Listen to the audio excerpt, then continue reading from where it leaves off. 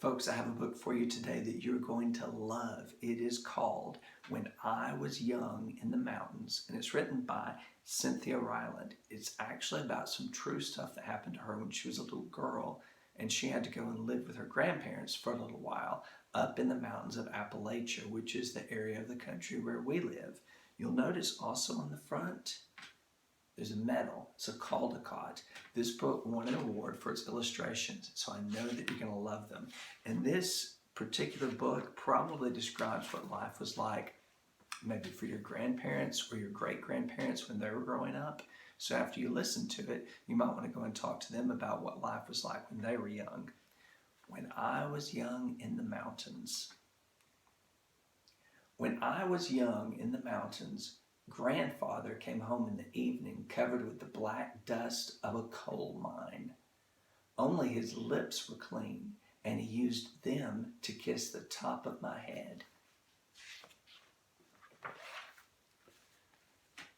When I was young in the mountains, Grandmother spread the table with hot cornbread, pinto beans, and fried okra.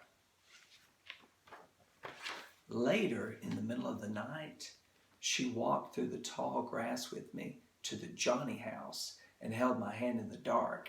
I promised to never eat more than one serving of okra again. If you look in the picture, this is what she's calling the Johnny house. Sometimes you might have heard it called an outhouse.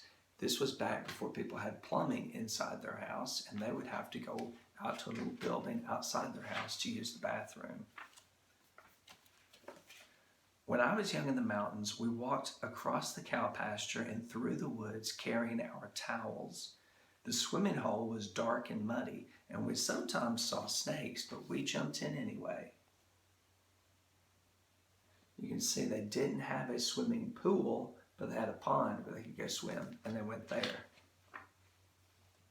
On our way home, we stopped at Mr. Crawford's for a mound of white butter. Mr. Crawford and Mrs. Crawford looked alike and always smelled of sweet milk. Now, I know from when I was a kid, my grandparents would call what we call just regular white milk, they would call it sweet milk. So you might have heard that before yourself as well.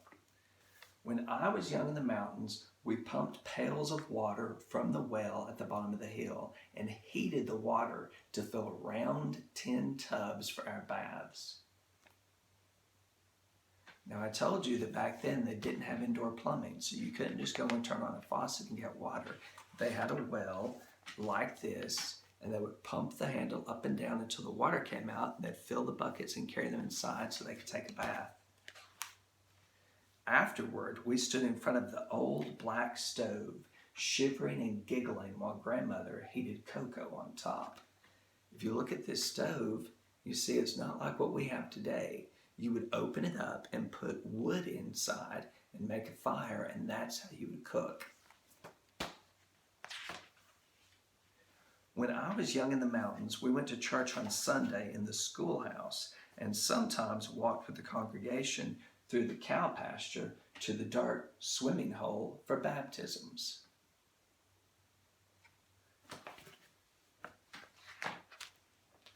My cousin Peter was laid back into the water and his white shirt stuck to him, and my grandmother cried. You can see Grandmother right here. I don't think she's crying because she's sad or scared. I think she's crying because she's really happy. When I was young in the mountains, we listened to frogs sing at dusk and awoke to cowbells outside our windows. Sometimes a black snake came into the yard, and my grandmother would threaten it with a hoe.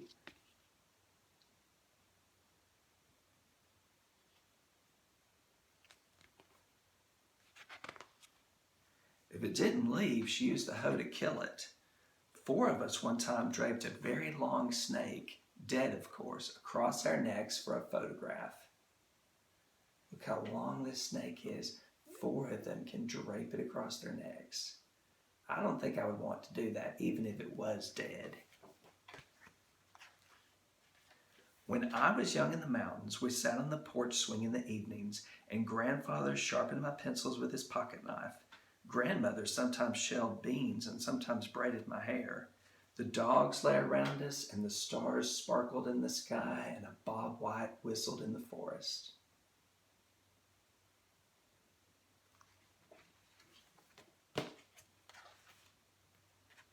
When I was young in the mountains, I never wanted to go to the ocean, and I never wanted to go to the desert. I never wanted to go anywhere else in the whole world, for I was in the mountains, and that was always enough. I hope that you enjoyed this story by Cynthia Rylant, and I also hope that you'll go talk with your parents or your grandparents about what life was like when they were kids, because I bet it was a lot different from the kind of life that you have now. All right, folks, I hope you have a great day.